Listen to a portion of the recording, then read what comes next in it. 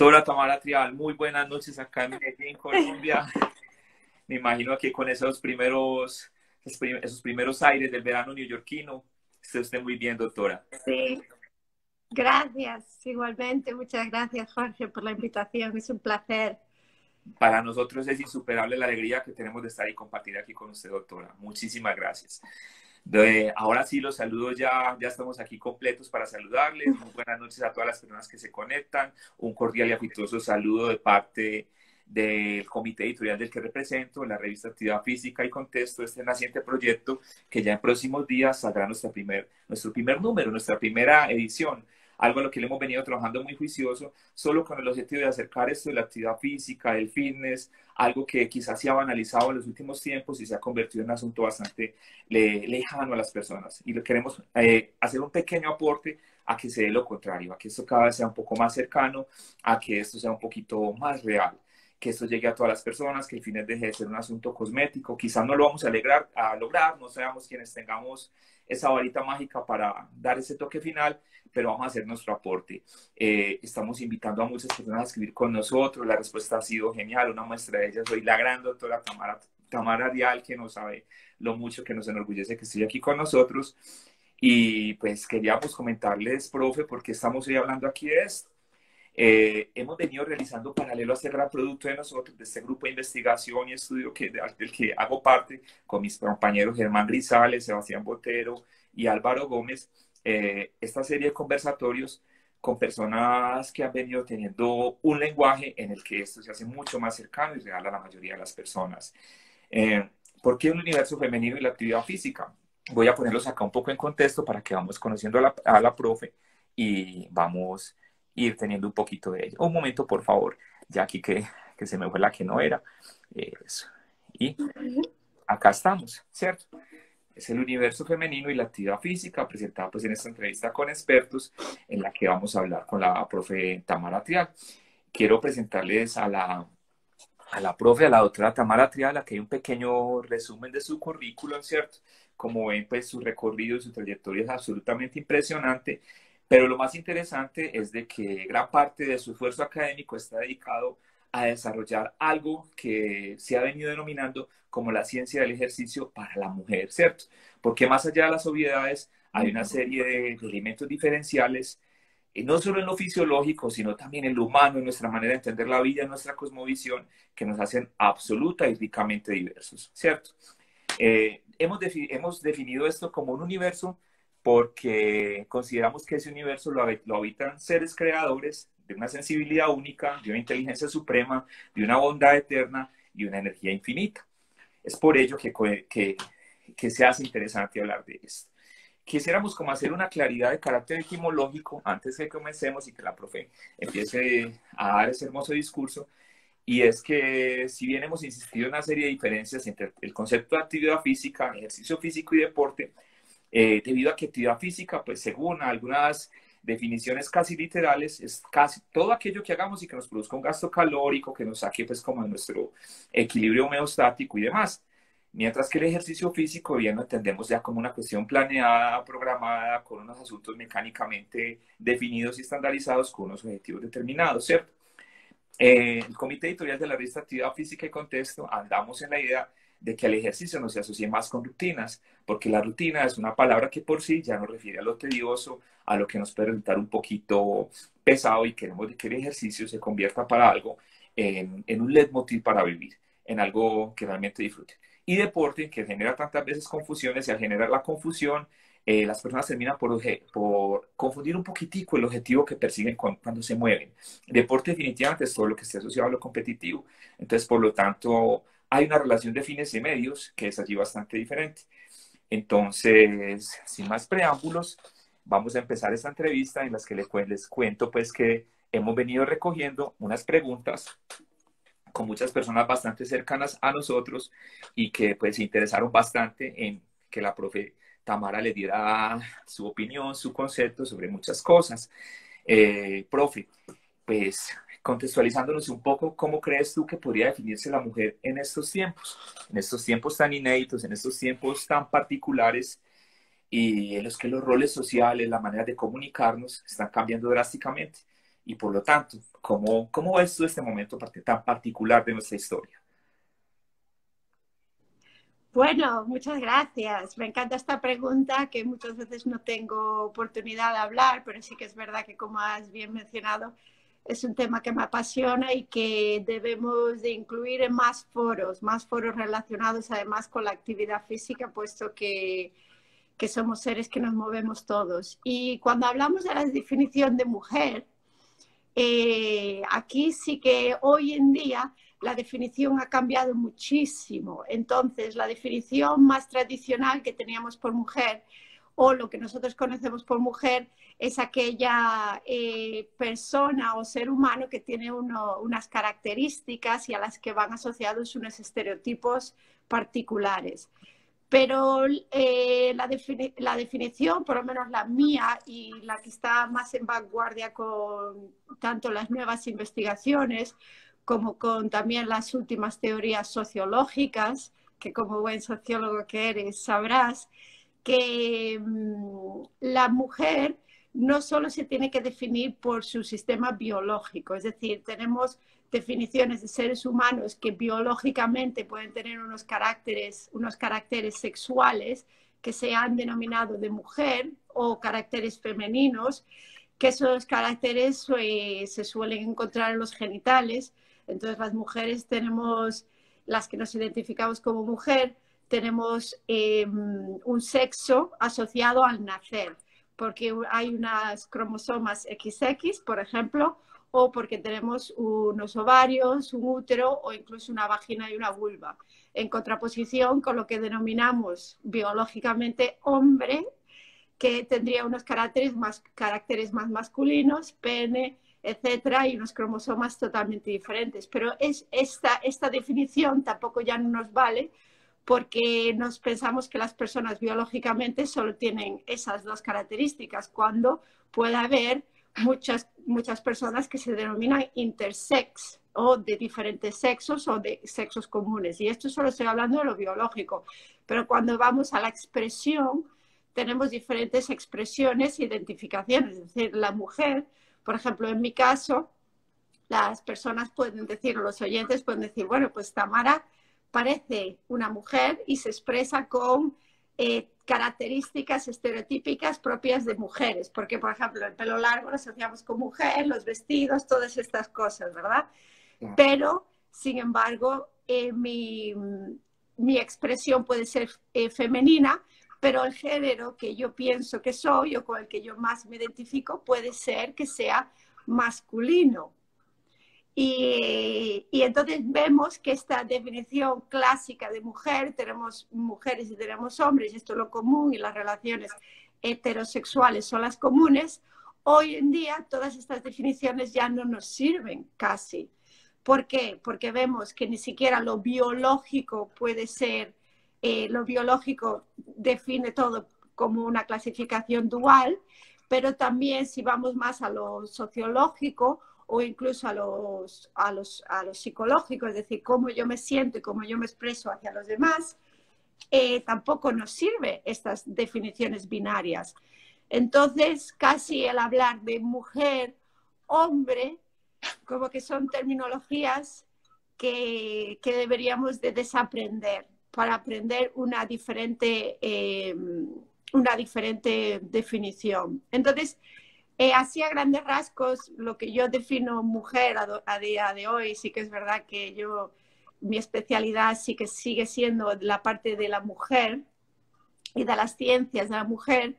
Lo defino, por un lado, por la mujer a nivel biológico, es decir, atendiendo a esas diferencias que biológicamente tienen diferentes las mujeres, pero también dentro de esta mujer yo también incluyo todas aquellas personas que se identifican como mujeres, todas aquellas personas que han hecho el cambio a mujer y que hoy en día se consideran mujeres. Y dentro de esta categoría también podemos incluir a todas aquellas personas que, aunque tengan caracteres biológicos masculinos, también se identifiquen como mujeres, que las hay muchas, porque al final todos tenemos nuestra parte femenina y nuestra parte masculina, hablando de una parte más espiritual. Y la cuestión es que las sociedades, aún hoy en día, parece que nos categorizan dentro de unas sensibilidades que son puramente masculinas o femeninas, y entonces parece que pues por ejemplo, para mí está mal poder expresarme o poder tener caracteres más masculinos, y para ti también en este caso, Sebastián, lo mismo. Entonces yo creo que se desdibuja totalmente esta definición.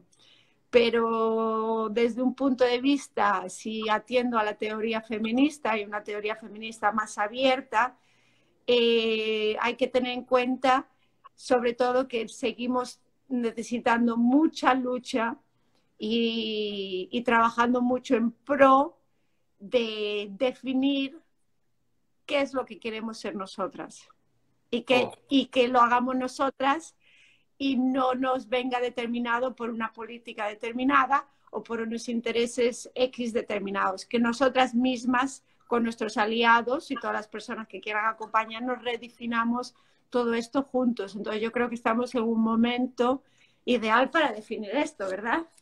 Ok, profe, perfecto. O sea, que usted consideraría que el concepto de mujer es algo que trasciende lo biológico y que es absolutamente amplio, absolutamente pluralista, que es algo que enarbola un universo en el que caben muchos elementos, muchas maneras de entender la vida. Muchísimas.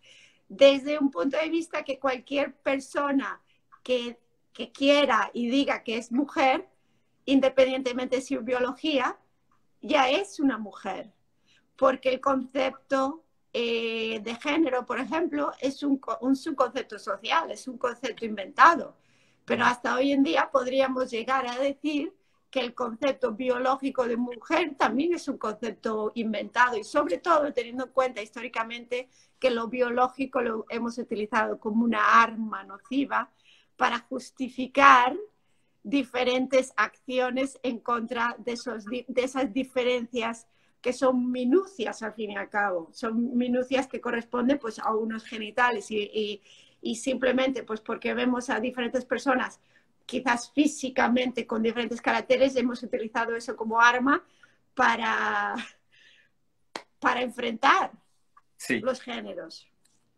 Ok, profe, perfecto. Profe, yo creo que podría avanzar a la segunda pregunta con esa definición tan clara y tan global de qué es mujer, y más en estos tiempos tan particulares y que nos redefinen nuevos nortes a la condición humana.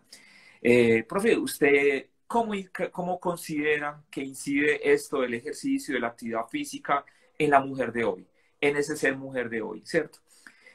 Dando ese gran salto a ese otro eje temático que nos convoca a nosotros, el mundo del ejercicio, el mundo de la actividad física y demás. ¿Cómo afecta esto a la mujer? ¿En qué le favorece? ¿Y cuál es su lectura desde ahí? Bueno, pues la lectura la puedo hacer desde dos puntos de vista. Entonces puede haber un punto de vista más positivo y otro negativo. Entonces vamos a empezar por el negativo, y entonces aquí sí que me voy a redescribir o reescribir o recordar un poquito la historia, porque históricamente la actividad física o incluso el ejercicio físico, el deporte, como no estaba bien definido, se asociaba mucho a la fuerza, a lo más físico, y entonces el hombre por naturaleza siempre se define como el de la fuerza, entonces la mujer como quedaba en un segundo plano. Entonces tenemos muy pocas referencias, incluso históricas, de mujeres que hacen ejercicio físico, actividad física, deporte. Lo vemos, estas referencias no las encontramos en las literaturas, no las encontramos en el arte. Y entonces siempre el ejercicio físico se ha asociado a la actividad física al hombre, que es el luchador, que es el que sale a la guerra, que es el hombre que tiene que estar fuerte para defender el hogar, para cazar, cuando en realidad esto tampoco no era así. A veces lo intento explicar desde un punto de vista de la mitología, de previas culturas, y sobre todo la cultura precolombina es muy rica en esto, en mostrar que hace muchos años, antes de las revoluciones más religiosas y de las edades medias, en estas épocas había una cultura muy matriarcal. Entonces la madre también representaba la fuerza y la energía. y desde esas representaciones, por ejemplo, de Venus, las Venus eran coraje, eran fuerza, o las representaciones griegas de las Ateneas. Atenea era la diosa de la guerra y Artemisa, por ejemplo, era la diosa de la caza. Justamente dos seres mitológicos que son asociados a lo que ahora clásicamente se asocia al hombre. ¿Quién va a la guerra es el hombre y quién va a cazar es el hombre? Cuando mitológicamente eso sí que no lo vemos en otras culturas. Entonces, esa sería por un lado la parte negativa y la que ha trascendido casi hasta hoy. ¿Por qué? Porque nos lo hemos creído, Sí, nos han hecho creer que las efectivamente. mujeres no teníamos que hacer ejercicio, nos teníamos que quedar en casa y resguardarnos. Y se han asociado, de hecho, muchísimos mitos negativos, como por ejemplo el útero perdido. Entonces, también había un miedo de la mujer a ejercitarse físicamente y no fue hasta más la revolución industrial y justamente en el siglo casi entrado, en la última finales del siglo XIX y el XX, cuando la mujer ya empezó a ejercitarse, sobre todo en las clases más dominantes, porque tenían acceso a ella, porque había otras mujeres que hacían las labores Claro femeninas. que sí. Y, y hoy en día está asociado porque hay más avances médicos que la actividad física y el ejercicio son fundamentales para la salud y entonces está muy divulgado o se está haciendo mucha labor de divulgación que cualquier persona, sea hombre y mujer, tienen que hacer actividad física, ejercicio, es decir, moverse por una cuestión biológica. Pero esta sería la lectura positiva, pero también sigue teniendo una lectura negativa, porque hoy en día también se asocia mucho a la cultura de la ejercitación física, se asocia a algo que hemos llevado anclado en nuestra mochila de la historia, que es el de la imagen y de hacer el ejercicio para lucir una determinada estética. Es decir, que hago ejercicio puramente porque debo lucir bella, porque debo de estar con bajo peso y atender a estándares Claro. que siguen estando hoy en día ahí, que no nos los seguimos sacando. Entonces, independientemente de que conozcamos y reivindiquemos que la mujer tiene derecho a elegir el tipo de actividad física que quiere, que desea, y que podamos tener tiempo y que hayamos avanzado mucho en legislaciones, hayamos avanzado mucho, por ejemplo, en la igualdad de oportunidades sociales para que la mujer también pueda acceder al ejercicio del tipo que sea, este ejercicio sigue teniendo hoy en día una lectura que podemos decir negativa. Ok, profe, entonces con esa claridad me permitiría avanzar con otra pregunta. Tenemos pues ahí una imagen de la medallista olímpica de Estados Unidos, Micaela Mecha. ¿Cómo ves tú ese sesgo o consideras que no lo es con respecto a eso de seguir dividiendo los deportes para chicas, deportes para chicos, ejercicios que sí pueden hacer las mujeres, los que no pueden hacer los hombres, y casi que hay como una conducta moralista frente a esto, entre otras cosas, y un asunto totalmente disciplinar? No haces eso porque te conviertes en hombre, o si haces eso te conviertes en mujer. ¿Cómo ves tú ese tema que resulta un poquitico a veces excluyente, un poquito mezquino a la hora de entender el derecho de elegir libremente qué quiero hacer en mi vida? Perfecto, pues mira, voy a seguir también con esta pequeña dualidad de lo positivo y lo negativo. Entonces, en relación al tipo, y además esto también tiene que ver con las diferentes teorías sociológicas que han abordado el deporte y también la actividad física. Entonces, lo primero es que hay que entender que el deporte como también constructo social sigue asociado a muchos estereotipos. Y por lo tanto, se sigue hoy en día estereotipando que hay unos deportes que son más femeninos, y ya los conocemos todos, pues el ballet, la danza, etcétera, y hay unos deportes que son muy masculinizantes. Por ejemplo, aquí tenemos la imagen de una boxeadora. Entonces, hemos avanzado mucho en este último siglo en cuanto a permitir que la mujer pueda tener opciones a hacer deportes que son, que antes estaban excluidos a ella. Y esto lo vemos en la evolución de las Olimpiadas, que iban pasando las Olimpiadas y los deportes se iban abriendo. Pero también pasa la cuestión de que los deportes provienen de una cultura de patriarcado. Y esto es históricamente, y además es que este patriarcado está dentro de un contexto capitalista también. Entonces, la cultura capitalista también tiene asociado muchos valores patriarcales, y se dice dentro de estas teorías sociológicas que el deporte conviene y que proviene de hombres que hicieron deporte, pues por ejemplo el fútbol masculino, el boxeo masculino, y que después de unos años ha sido la mujer que se ha incorporado, pero se ha incorporado a unos deportes que tienen unas características masculinas, es decir, se ha adaptado, pero la mujer no ha creado su propio deporte. Casi como no hemos tenido oportunidad de investigar qué es lo que queríamos hacer.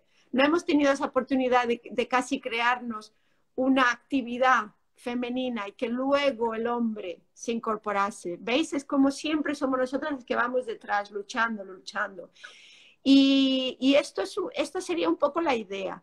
Y luego ya yendo a una teoría que es un poco, fíjate qué casualidad que me hagas esta pregunta, porque esta semana estuve pensando en ello, recapacitando, además de casualidad, porque con el tema que hablé antes de la división de géneros y de que ya no existen esas dualidades tanto biológicas como sociales de lo que es una mujer y un hombre, también el seguir dividiendo al deporte en general, ya no hablo de la actividad física, pero sobre todo en cuanto a deporte y lo que conocemos como los deportes olímpicos, por categorías, es decir, tú eres mujer porque tienes una vagina, entonces tú vas a hacer clases de deporte femenino. Vas a irte a fútbol femenino y vas a competir en esas Olimpiadas, en esa categoría. Entonces ya estamos creando categorías y estamos rivalizando. Y luego tenemos hombres que porque tienen un pene tienen que estar en la categoría masculina, independientemente de que ese hombre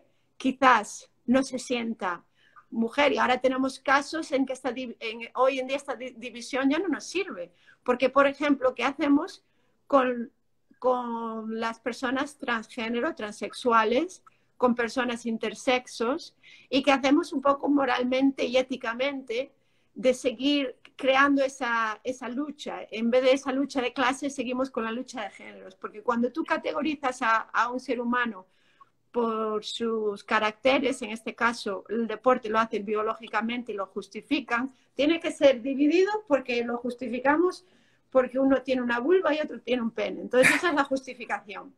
Pero luego la cuestión es que esa misma división sigue llevando enfrentamientos, porque sigues categorizando que es el hombre el que es el más fuerte y es la mujer la más débil. Entonces seguimos con la persistencia de los estereotipos que nunca damos acabado. Yo sé que estos son líneas hoy en día que casi no se ven y la gente que nos estará escuchando dirá, es que se ha avanzado muchísimo. Claro que sí, y históricamente lo aceptamos, pero hay que seguir avanzando y poniendo el pie no solo en el pasado, sino hay que mirar hacia el futuro.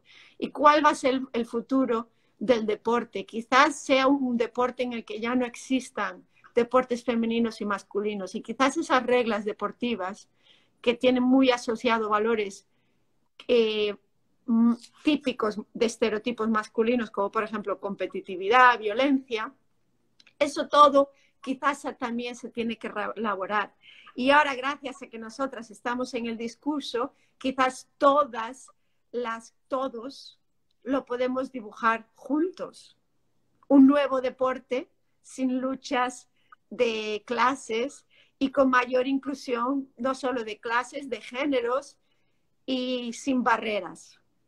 Ok, profe, perfecto. Genial. Profe, una pregunta muy asociada a lo que nos estás elaborando, viene de parte de las personas que están conectadas y nos la han puesto aquí pues bastante insistente.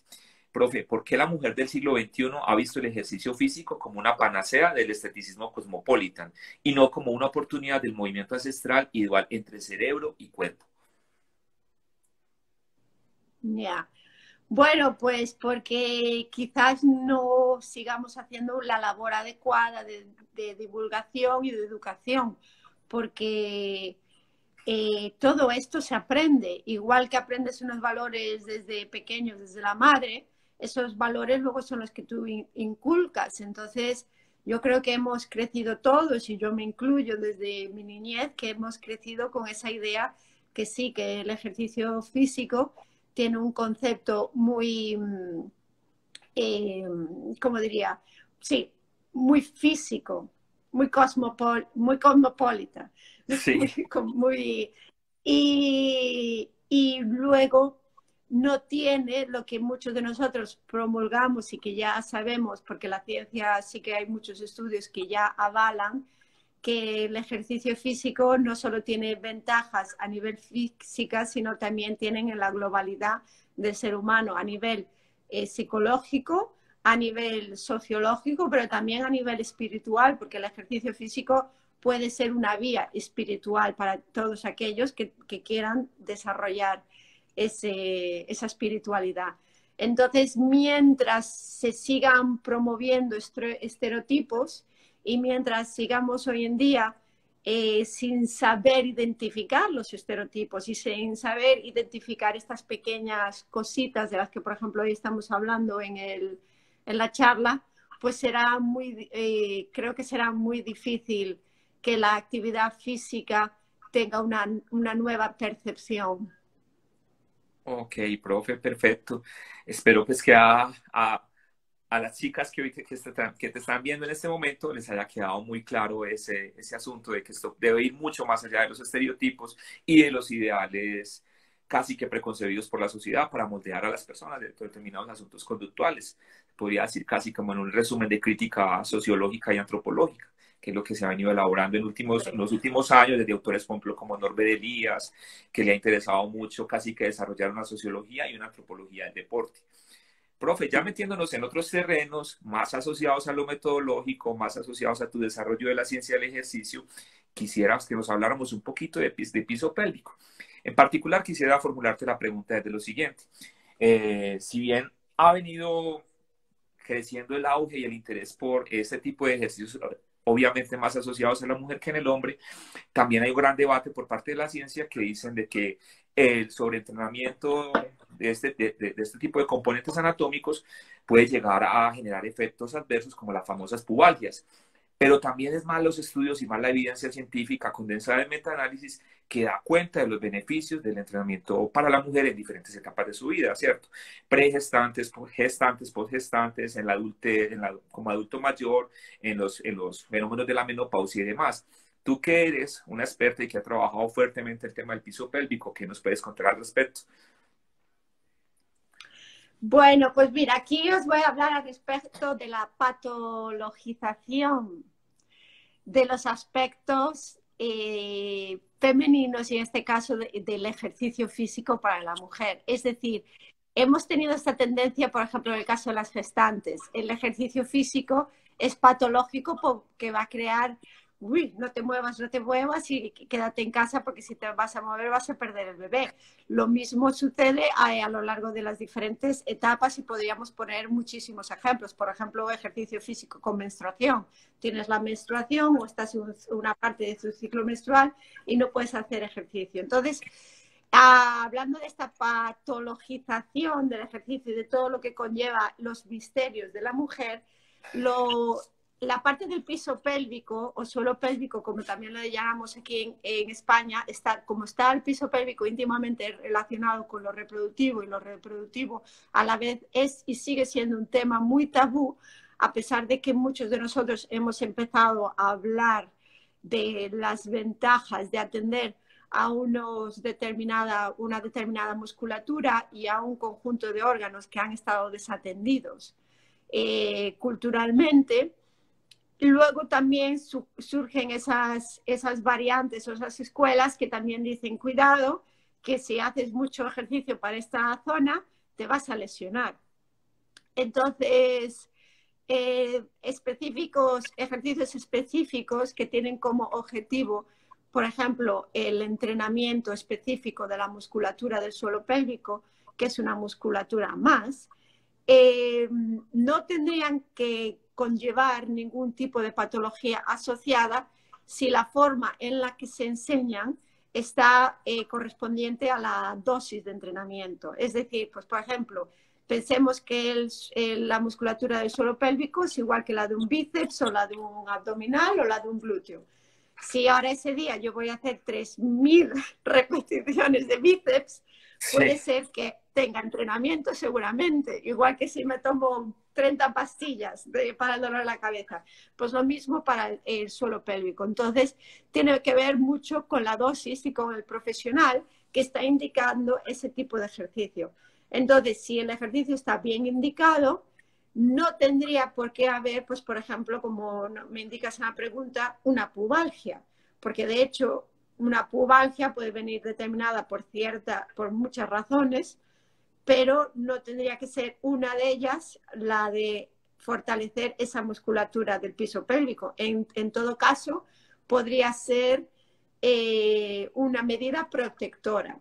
Y entonces, en relación a esto, también tenemos que tener en cuenta que el desconocimiento y el miedo de los profesionales del ejercicio físico hacia conocer y adentrarse en todo aquello que parece misterioso o que no quiero saber porque igual desde la escuela no nos lo han enseñado, en la escuela no se hablaba de educación sexual, la religión nos ha dicho que esto del sexo es casi malo y pecaminoso y que te quedas ciego si te masturbas, ¿verdad? Estas cosas las hemos escuchado.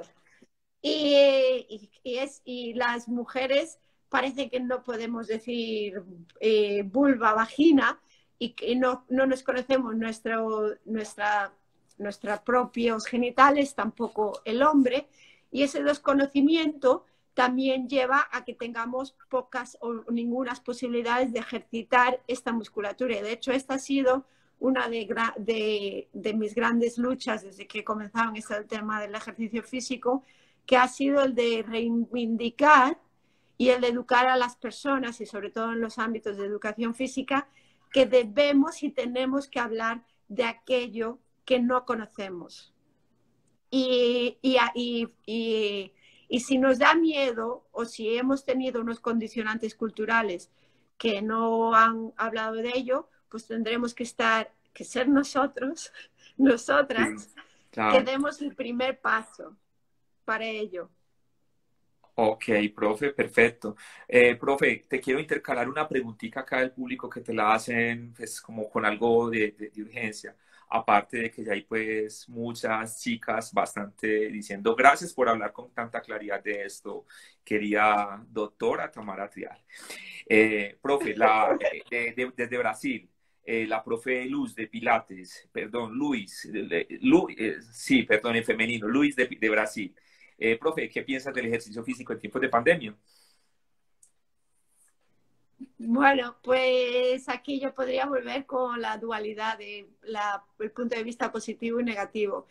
La pandemia ha sido un momento de interiorización, también de parar, de quedarnos en casa. Entonces, al ser un momento de mucha introspección y de mirar hacia adentro, ha posibilitado a muchas personas a reflexionar sobre las necesidades que tenían y sobre todo a reflexionar en esa necesidad de moverse y de salir hacia afuera, porque nos han quitado la libertad del movimiento que es intrínseca al ser humano, porque somos seres humanos básicamente porque nos movemos desde que nacemos.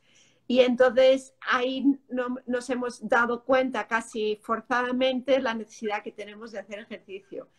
Y una vez que nos hemos dado cuenta de esos beneficios del ejercicio físico, no solo porque yo quería lucir bien, como hemos dicho, pero ya porque psicológicamente te lo pide el cuerpo que ha estado tanto tiempo parado, la reflexión podría ser muy positiva, porque valoramos mucho más el cómo nos movemos, el cuándo y cómo, y podemos ser dueños de nuestro tiempo en determinar cuándo quiero hacerlo. Y de una manera además que sea creativa, porque igual en el pasado o ahora en el futuro hacíamos actividades que nos venían más determinadas por el contexto. Pues tengo una amiga que va a no sé dónde y entonces yo voy con ella. O me han dicho, porque lo he visto en las redes sociales, que determinada modelo hace este ejercicio y entonces tengo que hacer esto. Pero una vez que estás en casa, vas a hacer más lo que puedes y lo que quieres. Y entonces tienes que buscar esa creatividad. Quizás, y por lo menos por lo que yo he visto, muchos nos hemos dedicado a no tanto a un ejercicio de ejercitación física de alta intensidad, que es muy hacia el exterior, hemos hecho una actividad física muy hacia el interior, es decir, más trabajo de meditación, más trabajo de cualidades físicas que teníamos quizás más olvidadas, por ejemplo, la del equilibrio. Y fíjate que la cualidad física del equilibrio tiene también que ver con el equilibrio no solo físico, pero emocional, porque tú cuando tienes equilibrio físico lo tienes psicológico. Entonces, estamos muy desequilibrados durante la pandemia a nivel psicológico y necesitamos trabajar el equilibrio. ¿Cómo? Pues fácil, estando de pie a una pierna, hacer igual ejercicios en una base, un cojín, que es más inestable, cosas que te ayudan a desarrollar tu mente y tu cuerpo a la vez, ese binomio cuerpo-mente, ¿verdad? Y otros aspectos quizás también más olvidados, como por ejemplo la respiración. Ahora tengo más tiempo, me puedo detener a pensar cómo respiro y cómo voy a hacer esa respiración en conjunto con esos ejercicios. Y luego todos estos aprendizajes, cuando salgamos de la pandemia, pueden tener una lectura positiva en vez de centrarnos tanto en lo negativo de lo que nos ha quitado la pandemia. Nos ha quitado mucho, pero nos ha regalado pues otras cosas, como por ejemplo este tema del que estoy hablando ahora. Ok, profe, perfecto. Profe, volviendo un poquito a las preguntas, a los interrogantes de carácter metodológico y asociados a las propuestas que tú has hecho a este medio, está el tema de los ejercicios hipopresivos, ¿cierto? De los que también para muchas personas, para inclusive formados en regímenes muy antiguos de conocimiento, no tienen mayor validez porque los consideran de que el impacto e inclusive el reclutamiento de un grupo muscular tan complejo como el abdomen, allí no sucede, allí no se da, ¿cierto? Y por ejemplo, en un medio como el latinoamericano, particularmente en nuestro país, Colombia, absolutamente esteticistas, las hipertrofias se buscan a como de lugar, ¿cierto? Y por cualquier medio y a cualquier costo. Digamos que la contraparte de los ejercicios hipopresivos son los abdominales Crohn's, ¿cierto? Basados en estos Crohn's. ¿Qué opinas tú de esta dualidad, ¿cierto? Cuando también sabemos que hay evidencia científica en estudios particularmente del raquis y del sistema de la columna, de todo el sistema de la columna, que evidencian el daño progresivo, el daño crónico que va generando este tipo de ejercicios. ¿Qué opinas y cuál sería como tu defensa de los famosos ejercicios hipopresivos? Perdón la dificultad para pronunciarlo. Nada, perfecto. Pues sí, mira, es que el ejercicio hipopresivo es un nuevo paradigma. Eso es incluso como le hemos llamado el nuevo paradigma de ver cómo entrenamos nuestro cuerpo. Y fíjate que hablando de mujer, los hipopresivos nacen en el seno de la rehabilitación de los órganos femeninos. Entonces es un ejercicio muy particular, pero que sí que una de mis misiones ha sido el divulgarlo a todo el mundo, es decir, no hacerlo solo accesible a un momento, una determinada etapa de la vida de una mujer, sino a todo el mundo, independientemente de su género. También por eso quiero decir que tenemos que quitar esos tabús de que los hipopresivos son solo para mujeres o para fines estéticos, para el abdomen plano, porque sí, como cuerpos humanos nos vamos a beneficiar del hipopresivo. Y como la palabra lo indica, hipopresivo significa menos presión. Entonces aquí la novedad radica en que también incorporamos un nuevo concepto dentro de la hora de programar el ejercicio físico. Entonces, antes o igual teorías más antiguas, cuando hacíamos ejercicio físico, pues teníamos más en cuenta, pues eso, la hipertrofia, desarrollo muscular, desarrollo, fuerza, y quizás nos habíamos dejado de lado otros factores que también eran importantes. y uno de ellos es el factor de la presión intraabdominal, porque dentro del raquis se genera presión intraabdominal. Entonces, una vez que se empezó a hablar más de este concepto de presión intraabdominal y con la inclusión de los ejercicios hipopresivos, se dio lugar a la posibilidad de poder incluir una nueva categoría para programar los ejercicios, es decir, categorizando los ejercicios que crean más presión, menos presión o muchísima presión. Es como un continuo. Y teniendo en cuenta que hay un continuum, no hay nada que sea ni negativo ni positivo. Es decir, hay ejercicios que son adecuados para un tipo de persona con unas tipologías determinadas en un contexto determinado. Pues, por ejemplo, el caso se me ocurre de una persona con una patología específica del perineo, una hernia, una pubalgia, porque hablamos de ella, y con poco control motor. Entonces, quizás tenemos que buscar estrategias que minimicen el tipo de, no solo de impacto del ejercicio, que minimicen la intensidad del ejercicio, y también podríamos buscar estrategias que minimicen la presión en un momento dado que sé que igual ese ejercicio le va a ayudar para progresar. Entonces, el ejercicio crunch o los crunch abdominales, que es o curl-up, oso que se llama, es un ejercicio que cuando se hace con una técnica muy inadecuada, porque vemos que no hay control, esto lo veo incluso aquí en los gimnasios en Estados Unidos, que la gente tiene asociado lo de los curls abdominales con lo que ven en la televisión. Entonces siempre se ve esa imagen de alguien haciendo abdominales y que se marca la tableta. Entonces parece ser que el crunch está asociado a lo de la tableta de chocolate. Y eso es el primer mito a desterrar. Porque hay quien hace cientos de crunches y nunca va a tener tableta de chocolate.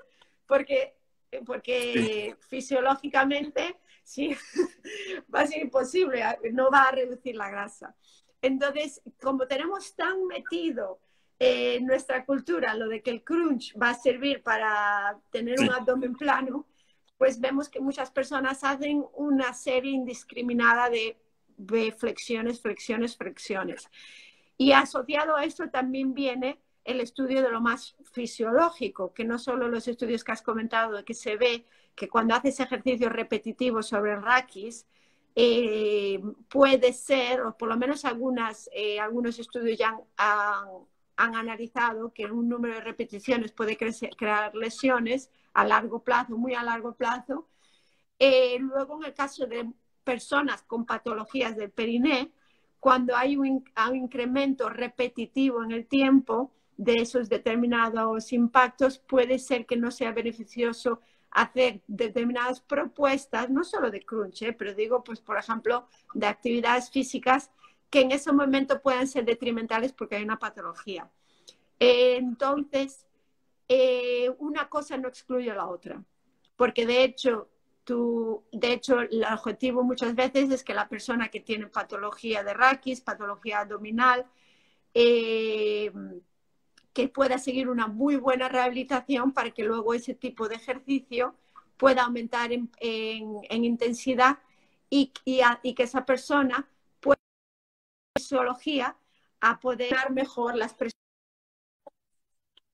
presiones intraabdominales. Entonces, de ahí a que los hipopresivos, no solo desde el punto fisiológico, pero aquí también quería resaltar, desde un punto de vista también filosófico, porque como hemos atendido históricamente, y lo vuelvo a repetir, el tema de los genitales, y aquí no hablo femeninos, pero también masculinos, no hablamos de las patologías que a un cuerpo masculino le afectan, pero suceden. Entonces, no hemos hecho mucho ejercicio, pero no nos hemos dado cuenta de que había que hacerlo teniendo en cuenta que teníamos ahí una musculatura y unos órganos genitales también los que pensar.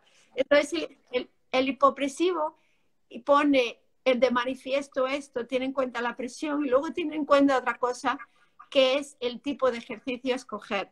Porque mira, en los pelotones de fusilamiento, que por desgracia existieron a lo largo de la historia. Cuando vamos a fusilar a muchas personas, las ponemos en línea, les decimos manos a la cabeza, manos detrás de la cabeza y baja la cabeza. Las personas que están deprimidas o situaciones de mucho estrés, de vulnerabilidad social, de pánico, ¿qué hacemos? Cerramos el cuerpo. Y este cerrar el cuerpo está asociado con situaciones y pensamientos negativos. Y lo de manos a la cabeza, túmbate en el suelo, eso lo haces a los perros cuando le vas a dar una patada. ¿Qué hacen los perros? Se tumban en el suelo, mano a la cabeza y fusilamiento. Pues entonces también hay que pensar el tipo de posiciones a las que ponemos las personas. Porque hoy en día hay muchas posturas o ejercicios que se pueden hacer y ejercitar de manera fenomenal el abdomen y la columna lumbar sin tener que estar en posiciones cerradas, que socialmente cuando lo vemos, dices, esa persona está negativa y tú te sientes negativo. De hecho, si cualquiera de nosotros nos ponemos en una posición encorvada y tiramos del cuello, después de una hora, si hiciéramos un estudio psicológico, veríamos que hay cambios. Y esto es así. Entonces, ¿por qué no cambiamos la manera en la que nos dirigimos a las personas? Pues, por ejemplo, las dinámicas, en vez de ser dinámicas en línea, sean dinámicas en círculo, más democráticas. Y esto es un poco por lo que siempre abogo. De hecho, las dinámicas de ejercicio en serie vienen mucho de la guerra. Kenneth Cooper era un militar. Sí. Y hacíamos aeróbic en línea. Era el soldado quien dirigía. Entonces, estas dinámicas que perpetúan, siguen perpetuando dinámicas de poder. Yo te dirijo, tú estás en línea, me miras a mí, que soy el jefe, y cantas la canción que yo te digo. Te estoy hipnotizando con lo que yo quiero hacer. Y lo mismo, la figura del entrenador siempre se ha asociado negativamente mucho a esto. El entrenador era el que castigaba. Yo te castigo, ponte a hacer 10 flexiones, túmbate en el suelo, manos a la cabeza. Seguimos realizando ejercicios que provienen de dinámicas de guerra. Entonces, por eso teníamos que entrar con hipopresivos o con ejercicios que promuevo, que son más, ¿cómo llaman? Democráticos y más pensando no solo en fortalecer lo biológico, sino también en lo que siente esa persona al hacer el ejercicio. Pues, por ejemplo, vamos a hacer unos abdominales en que los brazos los elevo mi mirada, elevo mi pecho y estoy comunicándome frente a ti. Qué diferencia, ¿verdad? Wow, profe, tremendo. Tremendo el símil al que ha llevado de que por qué el ejercicio, porque hoy el asunto del fitness se tiene que volver un asunto disciplinar en el que yo ejerzo y transversalizo el poder. Yo estoy arriba, yo soy el entrenador, soy el profesor, me cruzo de brazos y tú estás ahí sometido a mi voluntad. Wow, cuando esto debería ser era un absoluto disfrute, una reivindicación de la vida, moverme para sentirme feliz, para encontrar un espacio, un lenguaje, una vía con la vida. Profe, siguiendo esta línea metodológica, se nos están acumulando un poquito las preguntas y me preocupa un poquito lo del tiempo contigo, profe, porque pues no queremos abusar de tu bondad de respondernos todo esto, pero voy a plantearte la siguiente pregunta, aquí sintetizando un poco. Igual asociado a la cultura latinoamericana, absolutamente esteticistas, y que has tocado este tema en estudios, ¿qué consideras sobre el uso de corsés, fajas y con todo respeto, el tema de las cirugías plásticas asociadas al moldeamiento corporal? ¿Cuál es tu opinión frente a esto? Perfecto, me encanta la pregunta. Fíjate la palabra corsé, encorsamiento. La palabra encorsetamiento ya te está cerrando en un tubo. Entonces, el encorsetamiento y los corsés siguen para atrapar el cuerpo, no solo físicamente, pero también corporalmente. Los corsés, de hecho, se utilizan mucho en técnicas sadomasoquistas, es decir, en todas estas prácticas sexuales de dominancia. Entonces, el corsé y el encorsetamiento con el objetivo físico, primero, no tiene uso ni mucha justificación a nivel biológico y científico, y luego lo mismo a nivel de concepto también es un concepto muy negativo. Tú, una mujer, cuando se está poniendo un corsé, pues porque quiere lucir, una cintura pequeña, lo que está haciendo es encorsetarse a lo que domina hoy en día, que es el patriarcado. Yo quiero que tú luzcas una cintura pequeña y estrecha porque eso es como yo quiero que tú parezcas. Yo te domino a ti. Entonces, a nivel físico tampoco no tiene mucho sentido porque primero, una cosa muy básica, no permite la libertad del movimiento respiratorio. Muchos de ellos. Limita la expansión torácica tan necesaria para una cosa como es respirar. Luego, el uso sucesivo de los corsés con el tiempo también provoca problemas adicionales, problemas gastrointestinales, problemas de piso pélvico muchísimos y luego problemas de funcionalidad a nivel de la faja abdominal, porque fijaros, la faja, la propia palabra lo dice, la faja abdominal, una de sus funciones es la de sostener la columna. Entonces tú cuando pones un corsé o una faja, le estás diciendo a tu fisiología, no te necesito porque tengo un corsé. Entonces se vuelve vago. Esta es la tendencia que tenemos, el cuerpo. Y lo mismo incluso para el entrenamiento de alta intensidad, que muchas veces se ponen fajas para controlar la presión intraabdominal, pero cuando se utilizan es porque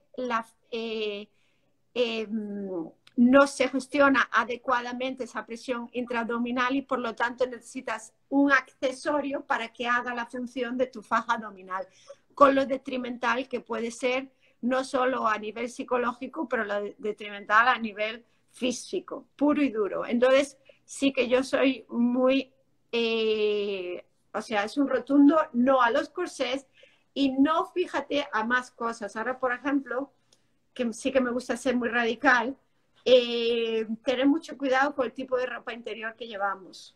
Tener mucho cuidado también con los sostenes, porque muchos de los sostenes deportivos también son demasiado cerrados y provocan luego a largo plazo en las mujeres, pueden provocar dolores en las mamas y pueden provocar también problemas de respiración. Entonces, tenemos que dar mucha educación a las personas de que utilicen, que las herramientas tienen que estar utilizadas con conciencia para qué quieres usarlas, pero no llevar un sujetador que cierre y te aplane los pechos porque esa es la moda de hoy en día, sino porque realmente tú quieres llevarlo y pensar el razonamiento lógico de por qué vas a llevar sujetador. Y si no llevas sujetador, tampoco pasa nada. Porque llevamos como desde las clases de educación física que a las niñas nos crecían las mamas y de hecho hay muchos estudios interesantes que muchas de las niñas ya en las clases de educación física están traumatizadas porque es cuando empiezan a crecer sus senos, muchas hacían ejercicio, no tenían pues quizás unos corsés adecuados, tenían vergüenza, cerraban su postura, creaban muchos problemas en la espalda y se avergonzaban de su cuerpo y por lo tanto creaba un rechazo a la educación física. Y esto los educadores físicos no nos damos cuenta, sobre todo cuando trabajamos con niñas, la importancia de naturalizar estas cosas, el pecho y luego naturalizar el cuerpo de la mujer, porque no existen abdómenes planos, no existen 90, 60, 90, estos son un ideal de belleza que nos han vendido en la sociedad actual para que sigamos dominadas. Y también vosotros los hombres también os sumáis a ese patriarcado en el que os dominan porque también se os vende esa idea de que tenéis que tener tableta de chocolate y lucir fuertes porque si no, no sois el prototipo de Marlon Brando, no sé. Sí. Ok, profe, perfecto. Profe, nos quedan 4 minutos y contando aquí, nos quedan un montón de preguntas acá en el tintero, pero le agradecemos mucho pues como la forma en la que ha estado dispuesta para responder a ello. Ha hecho varias preguntas que las personas conectadas han venido haciendo. Queríamos que nos tocara un poquitico una capacidad física esencial, que ahora más que nunca se habla, la fuerza. Profe, unas pequeñas consideraciones de carácter metodológico acerca del entrenamiento de la fuerza en la mujer. La fuerza. La fuerza sí. es la cualidad física que más miedo las mujeres han tenido porque ha estado vinculado siempre a testosterona, fuerza y al guerrero.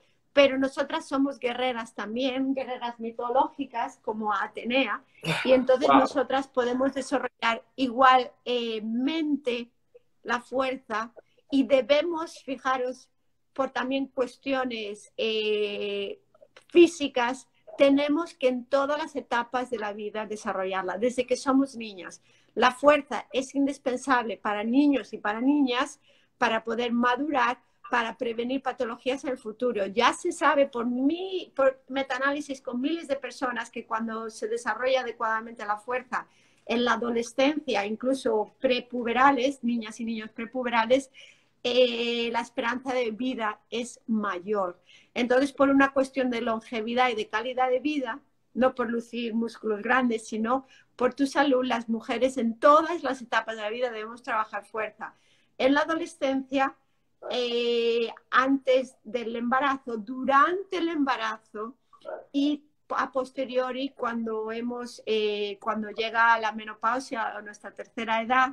Esa etapa es fundamental entrenar la fuerza porque hay una caída de estrógenos ahí importante y hay un aumento de la probabilidad de sufrir osteoporosis y ese gran enemigo nuestro de las caídas y las muertes.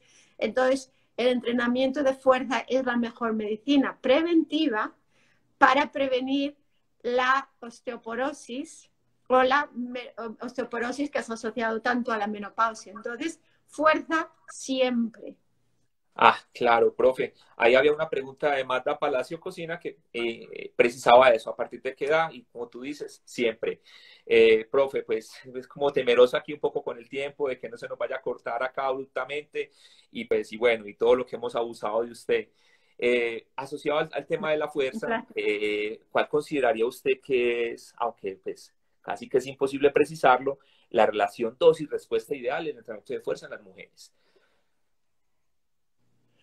Bueno, en las mujeres no haría una diferenciación para hombres, es decir, las mismas dosis, teniendo en cuenta el momento en que está la persona, si es un iniciante, un principiante, etcétera, pues trabajar desde los fundamentos primeros de la fuerza, fuerza-resistencia, luego desarrollar la fuerza-potencia y luego desarrollar otras cualidades como la hipertrofia y la fuerza máxima. Pero no haría una distinción de dosis de entrenamiento mujer-hombre, sino persona. Entonces, una indicación muy básica es mínimo 2 días a la semana entrenamiento de todos los grupos musculares con varias series y repeticiones. Podemos empezar con iniciadas o iniciados una vez una serie con repeticiones, por ejemplo, de 12 a 15 repeticiones y luego de ahí progresaríamos con más series y podríamos ir aumentando la intensidad, bajando el número de repeticiones si nos interesa trabajar más con cargas de fuerza máxima. Por ejemplo, no tengamos miedo a las 6, 8 repeticiones. Las mujeres tenemos que mover mucho peso. No tengáis miedo a mover kilos. Podemos mover kilos y eso no va a significar que nos pongamos grandes, porque eso es otra mentira, que pensamos que si entrenamos pesas y cogemos una mancuerna, el músculo de repente va a crecer. Eso es un mito. Entonces, lo primero, pensar que la pesa y el entrenamiento de fuerza con diferentes implementos, bandas elásticas, propio peso, máquinas, fuera con el árbol, es una manera ideal de mantener nuestra salud ósea, nuestra salud muscular y que podemos mover más capacidad incluso que el hombre. Entonces, ese es el otro gran mito, que Profe, somos menos fuertes que el hombre. Discúlpame, profe, se nos está acabando el tiempo para que no nos vaya a cortar acá y de pronto no irnos sin despedirnos y decirte que muchísimas, muchísimas gracias que nos va a cortar Instagram. Profe,